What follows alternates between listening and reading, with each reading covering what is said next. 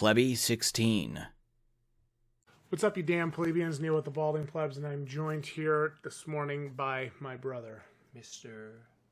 fucking YouTube baby. All right, Mr. YouTube. We're taking a look at some previous information here from Chris Lee, studio head for Halo Infinite. It is a Halo Infinite delay.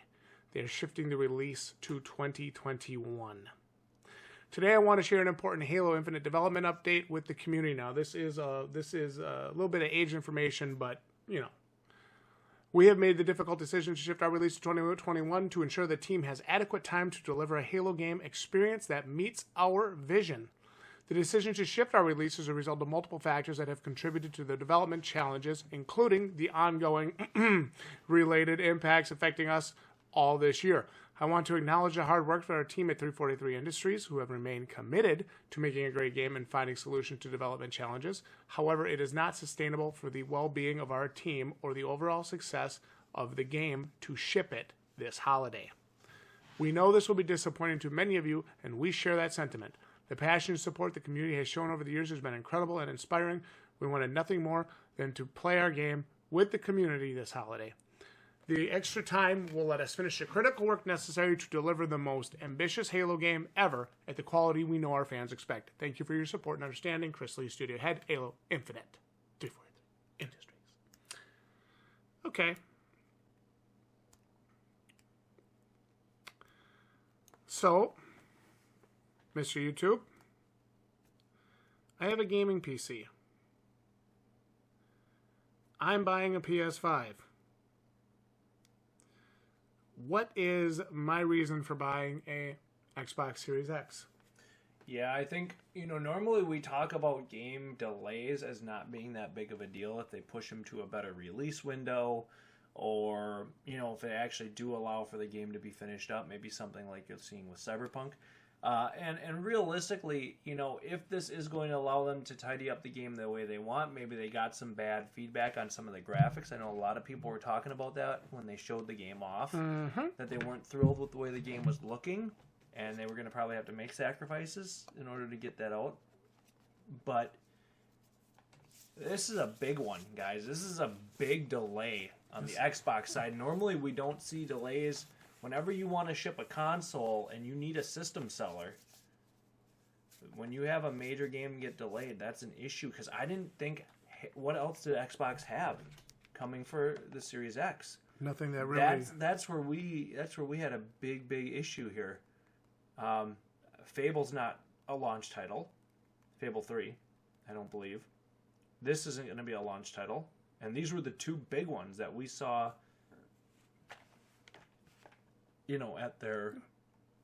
At their event. Yeah.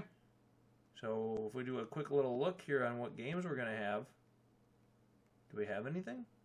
I don't even know if they have. I don't even know if they have anything. I mean, you literally can look at it and say, okay, if the PlayStation is gonna release Spider-Man with Miles Morales or Horizon West, Forbidden West, or whatever it is, or Demon's Souls, you would have, even if they literally released one of those, you'd have an exclusive there that I think would be really interesting. Mm-hmm. Where is Xbox's system seller at the holiday point? That I think for me, that's why I think this is such a big miss. Where normally game delays are not that big of a deal to me. Yeah, you can see you have Fable 4, but we're not sure. Fable 4, yeah, sorry. Yeah, we're not sure if that's a launch title. Originally, they said Halo Infinite was slated for holiday 2020. So yeah, no, that's not happening. So that's a huge blow, whether anybody wants to admit it or not. So at this point, I'm looking through this, I'm scrolling through this, I'm seeing games like Vampire the Masquerade Bloodlines 2. That's not necessarily a next gen specific game, and but it's also not an Xbox exclusive. No, it's not. And so I'm looking at things like this, and I'm thinking to myself, where is Xbox's promised exclusives available on the Series X will be playable on the Xbox One and PC? I'm looking for something here to say, why am I buying Xbox when I have this gaming PC? You know, Yeah. we talked about this. I don't have a gaming PC. I'm also looking for a reason to buy it. Yeah.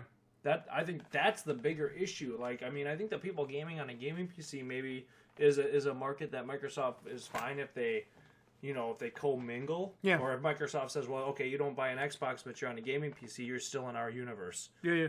So we don't really care. Okay. Maybe they don't care about the people that don't have a PC. Maybe they think most of the gaming population is going to have a gaming PC. Yeah. And the people like me are irrelevant. But I'm looking at it from my perspective and thinking, okay, I'm buying one of these two consoles on holiday 2020. Why am I buying that Xbox Series X? It bothers me when I see that, because it's like, we just talked about this the other day. We talked about it with Game Pass. Yeah.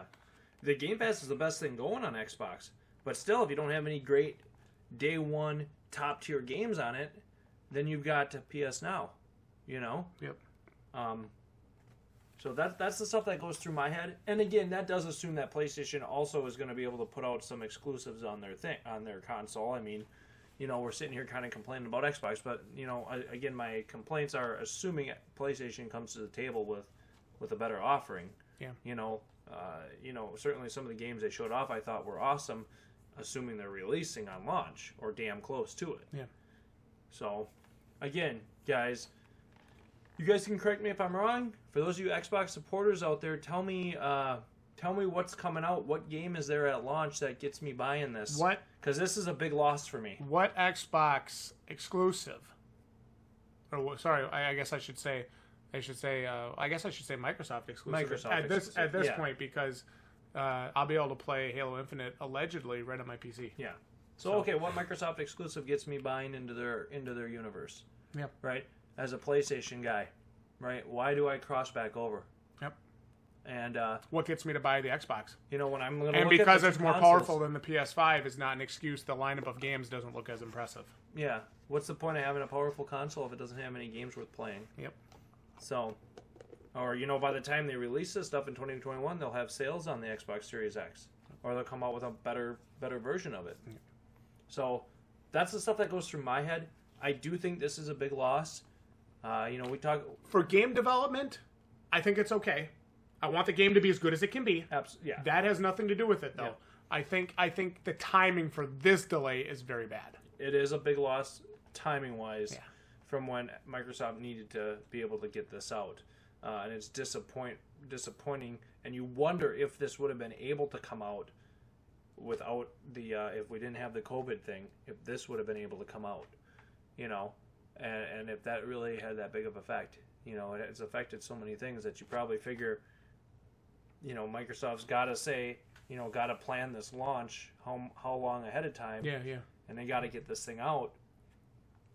So they either put this out and patch the shit out of it, piss a lot of people off, have everybody mad at them, and do a No Man's Sky style thing. Yeah. Or you got to do this.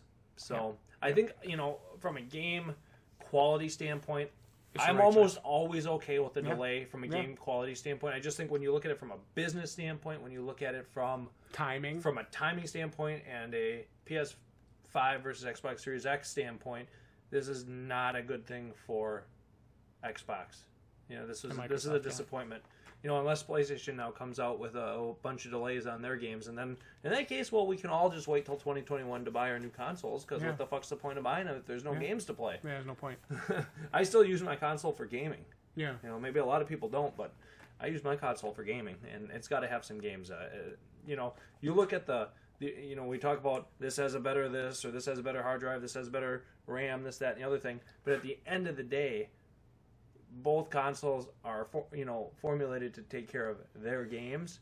So for me, it's all about the gameplay. I mean, the graphics are pretty good on both, and when you want to sit there and scrutinize every pixel, that's not my get a life. Yeah, that's not my style of what I do in my free time. Yep. I want to play an engaging, interesting game. Yep. So that's what I look for. This is a big loss for Xbox, unfortunately. But for those of you guys out there that are on the Xbox train this holiday, tell me why I'm still buying that Xbox Series X. Fill me in. What are you guys seeing that's coming out that's got you excited? I'd love to know. Throw it in the comments. I want to get the Plebs thoughts in the comments, just like you're asking. Why am I still buying an Xbox Series X? Let us know. Like the video if you enjoyed the breakdown and discussion here. We'll see you right here next time for more content like this. You're welcome. GG of Plebs.